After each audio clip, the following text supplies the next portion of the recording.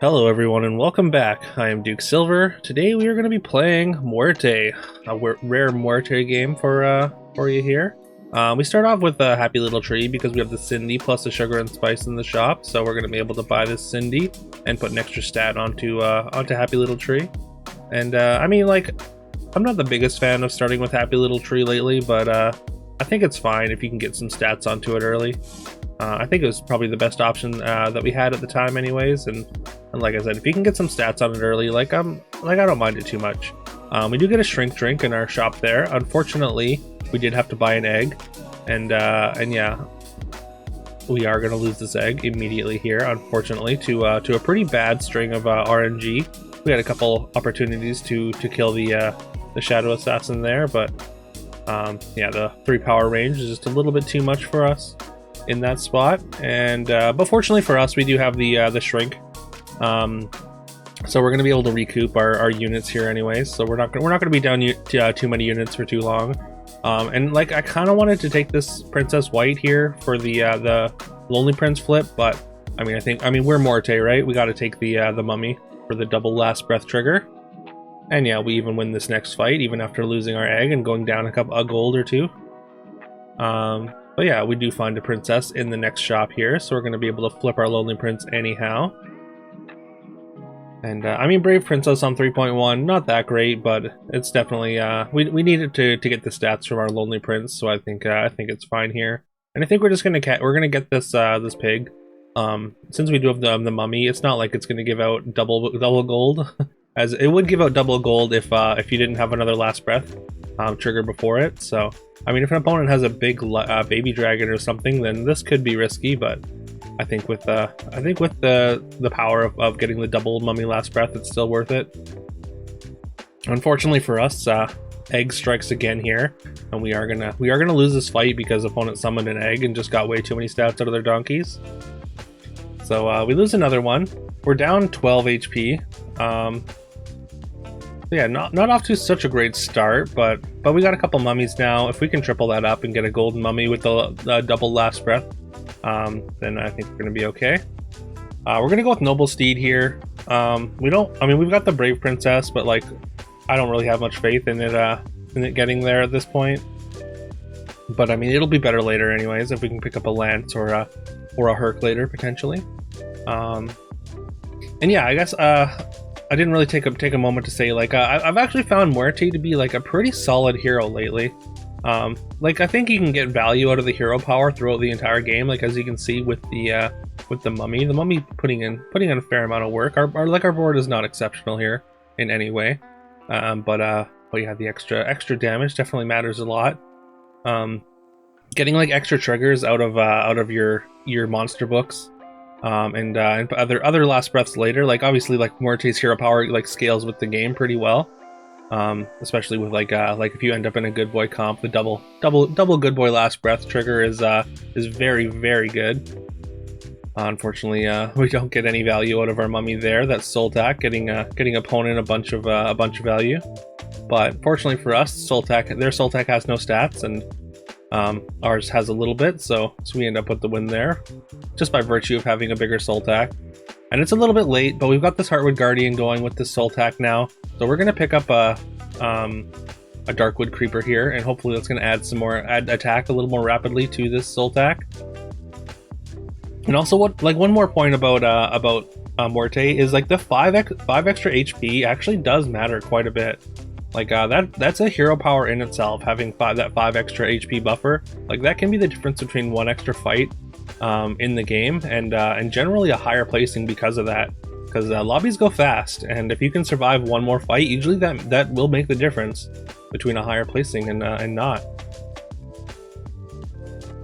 We are up 1 XP, so we're going into 5 next turn. It's 4.1, so like this is not a great 4.1 board, but like it's not that bad. It would look a lot worse if it was 4.2 when we are going into 5, but like we're getting some scaling here, and like it's slow, but like it's fine.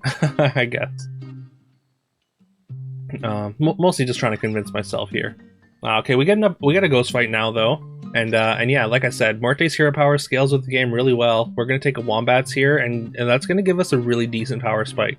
Just this base Wombats, no supports, no extra stats or anything, but the fact that we get a double summon out of it is going to be worth a lot. Playing in the front row is a little bit awkward because like we can kind of get hosed with board space, especially with all this toughness on our front row. We're just going to throw some extra stats onto our Nutcracker here and hope that Nutcracker can get done against this ghost fight. And they do have a pretty small backline, so we had the potential to get our Nutcracker done, but we do get our Brave Princess done, so that's we get paid off for persevering and keeping her in there. Pretty fortunate that it was against a ghost fight, I suppose. Then we only had one left. We're gonna take another Heartwood Guardian. We would definitely triple that up still if we can. We just need to get one more proc on this Nutcracker. Oh, and there's a Heartwood Guardian triple. And like Gloves of Thieving, I think is a pretty solid treasure, especially since we're getting later into the game. But I think we're gonna go with the Gosling Helm. We don't have a ton of stats on our board right now.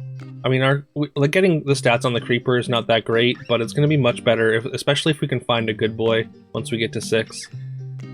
We also took a Forking Rod with our Brave Princess treasure there. So we get a couple extra gold with this coin, and we're just gonna bank this crafty. I considered putting the crafty in over the Heartwood Creeper, Darkwood Creeper, and then the Gosling Helm would go on to the Wombats, which would make us significantly more powerful. But I figure I'm gonna try and get the scaling get a little bit more scaling. They do steal our Nutcracker with their Siren, but our Wombats actually pops out our own Siren, so we're able to steal the Nutcracker back and win the fight because of that. Kind of a funny little back and forth there. We get Horn and Evil Eye in the same shop. We don't like. I mean, Evil Eye with the Heartwood Guardian is really good, but we're going into 6 next turn, so I think we're just gonna jam the staff. We got this triple for our Darkwood Creeper. We're hoping for a treasure map, but unfortunately, no treasure map here. We're not going to be able to triple up our mummy with this staff, but I think we're okay with that. Especially since we're set up for trees. Like with the staff is so important if you wanna assemble trees at 6, as you need to find a lot of pieces pretty quickly. And generally with trees, you don't really have the time. I could have taken that Robin Wood as well, but we decided to pass it, and we kind of get paid off here with a Robin Wood triple, or sorry, Soltech triple, which is going to consolidate a bunch of stats in there. You can see just how big that Soltech is right now. We get some Soltech value against their Cupid there, and yeah, the 2654 Soltech is going to be quite formidable here.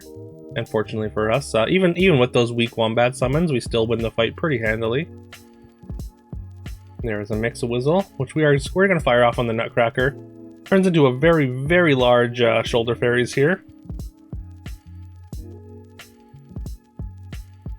Unfortunately, the Nutcracker had a bunch of extra attack from the Creeper scaling. Otherwise, it wouldn't have basically any attack on this board. Right now, I mean, this shop has just a full Bearstein comp here, and we've got like the Wombats.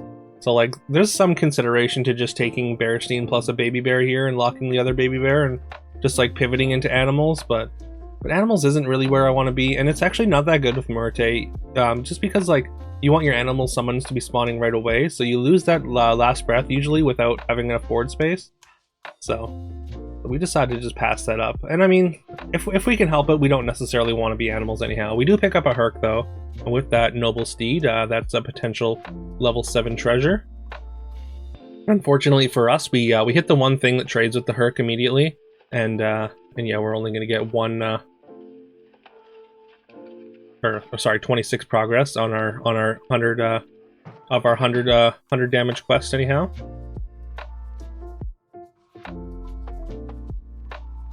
We're just going to keep passing these Wombat pairs. It's not necessarily where we want to be. Like, Wombats is a great tempo character, but like, it just doesn't really fit into any comps, unfortunately, unless you have like Crown of Atlas, then it fits really well into good boy comps.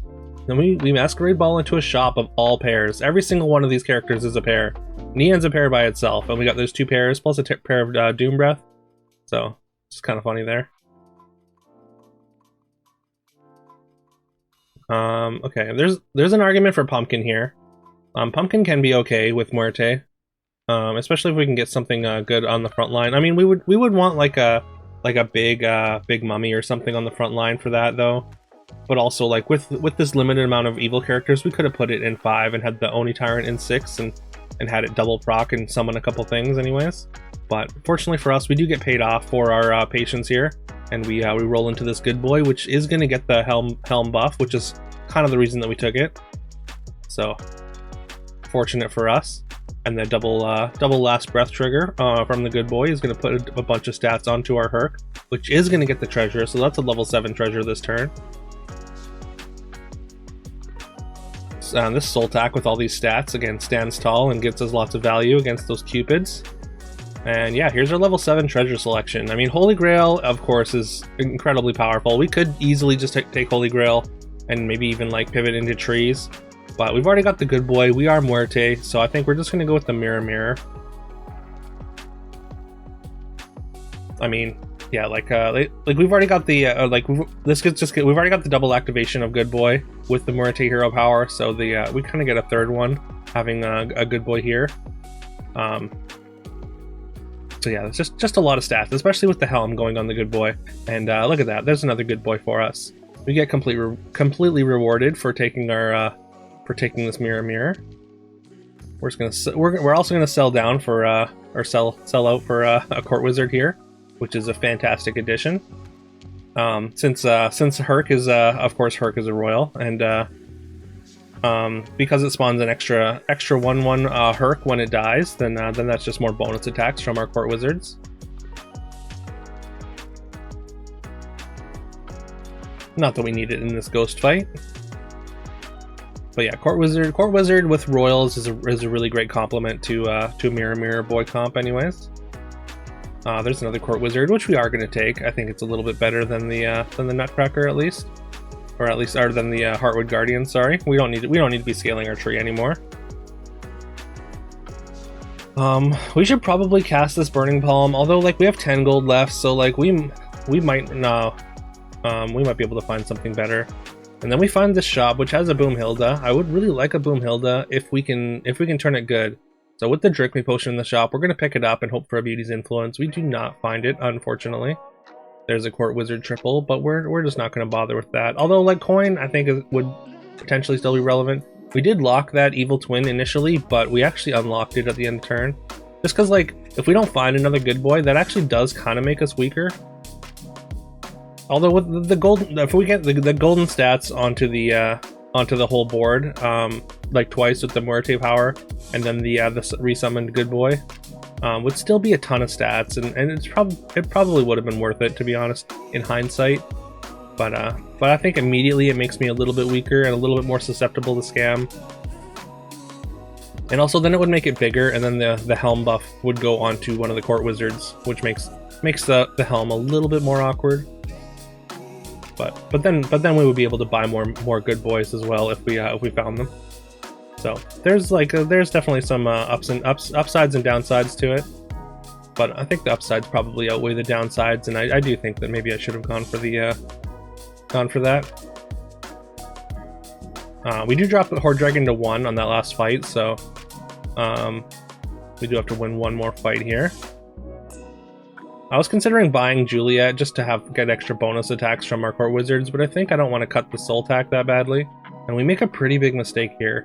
We buy the Echo Wood, which is going to steal the helm buff, and yeah, opponent has a very big Doom Breath here. I mean, this soul tack, of course, has been phenomenal for us, so we're not going to get nearly as many stats. But I mean, just the power of Mirror Boy. Just like on full display there. Just like without any stats at all, like we still end up strong enough to put a ton of stats onto our Echo Wood, as well as make our court wizards nice and large, and there we go. So yeah, what was the Echo a mistake, or was it just a showcase to show how powerful Mirror Boy is even without stats? No, it was a mistake. It was just a miscalculation on my part. Anyways, let me know if you enjoyed this. Please leave a like, subscribe, comment, do all that fun stuff that helps the algorithm. I would very much appreciate it. And yeah, I don't think I have anything else to say, so I hope you all have a great rest of your day or night, whatever time it is for you, and I'll catch you tomorrow. Bye-bye.